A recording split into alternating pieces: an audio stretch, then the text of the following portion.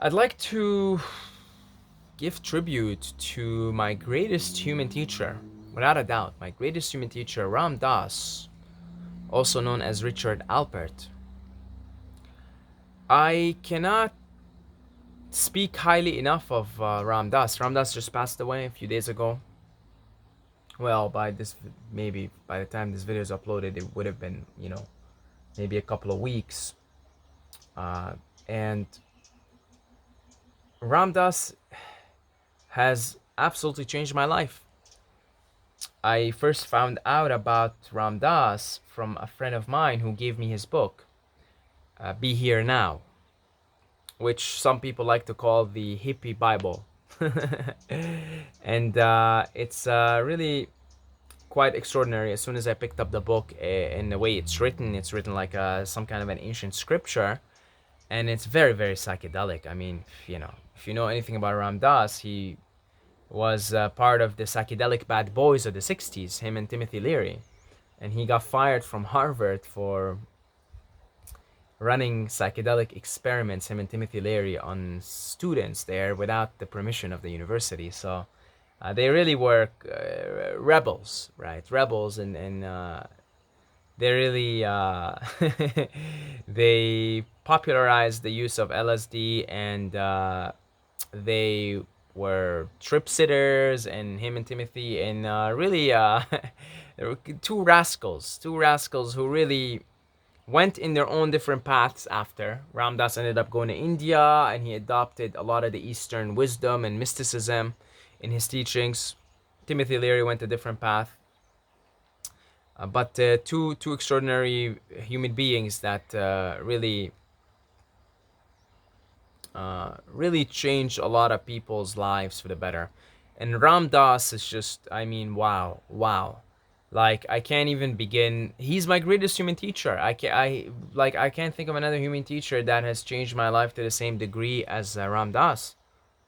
He is my greatest human teacher. I must have listened. So after his book, of course, I read his book so many times, because the way you could read it, you just open a page and you read it. And I always took it with me, put it in a backpack every time I was gonna go on a trip, like take mushrooms or LSD, because then it's nice. You just open a page randomly in the middle of your trip and you read it, and it blows your mind, and it makes like the most perfect sense ever.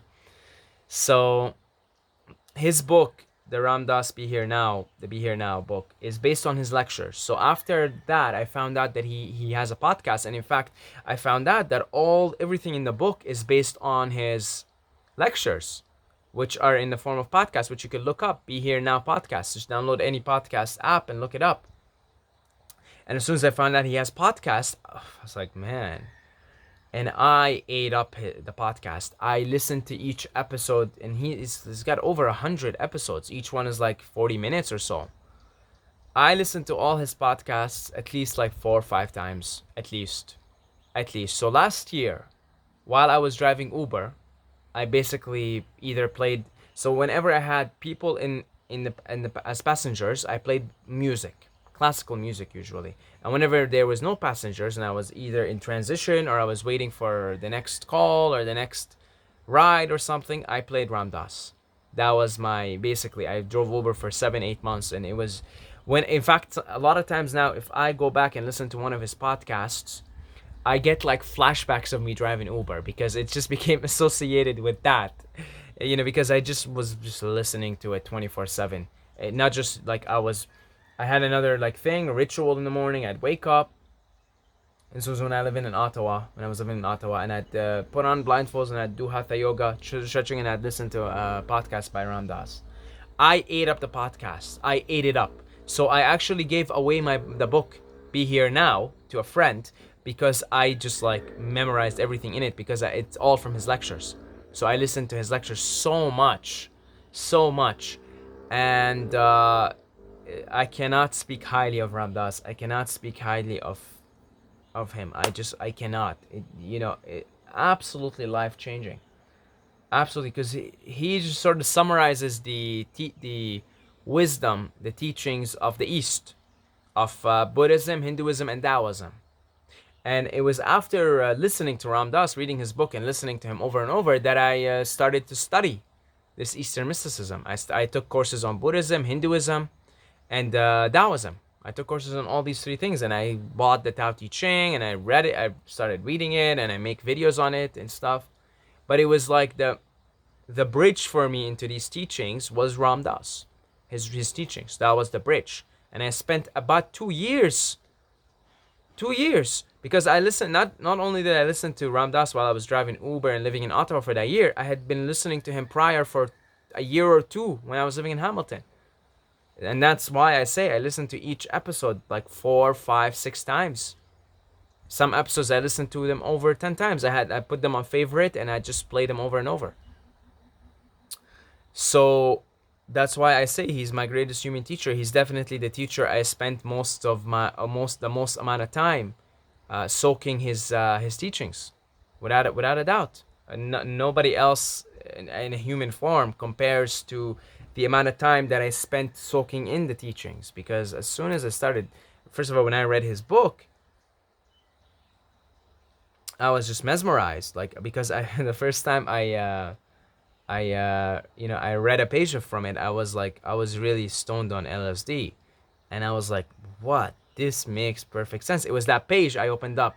Consciousness, it's one of the first few pages in the book. Consciousness equals love, equals unity, equals purity, equals energy, equals light, equals consciousness, equals what, And I was like, you read that and you're on a type of acid and you're like, what the fuck? This makes perfect sense. You're just like, whoa. So then, after the trip, I was like, man, I'm gonna look more into this Ram Dass character. I'm like, as soon as I found out about his teachings, it's like, whoa, whoa. It gave me some groundwork for the things that I was realizing on my own. Because at the time I found out about Ram Dass, I was in a heavy stage of psychedelic experimentation. Of course, at some point in your psychedelic experimentation, you'll probably come across Ram Dass. But I came across Ram Dass, and I was like, okay, his teachings gave me the groundwork for the things that I was realizing on my own on these trips, and it was beginning to put them into context for me. And then I spent a good 2-3 years soaking up his teachings before I even realized that his teachings ultimately come from a mix of his own experimentations with psychedelics and then Eastern wisdom. And then I ended up going down the Eastern wisdom rabbit hole, and I took courses on Buddhism, Hinduism, Taoism, and I began to investigate on them on my own as well. And again, Ram Dass was the bridge. Ram Dass for me was the bridge between the psychedelic world and the Eastern mysticism and Eastern wisdom world. And more grateful I could not be for his presence. I do not feel particularly sad, although honestly I was sad when I heard about it, But I do not feel a deep sense of sadness because Ram Dass himself worked with the dying.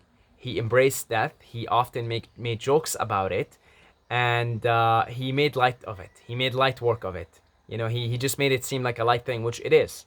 He was always jokey about it. He was always sarcastic about it. He worked with the dead people. He worked with the dying. He used death as a means of spiritual awakening. He always looked at death as means. He said he loved working with dying people who have cancer and stuff, because for him, he saw that these people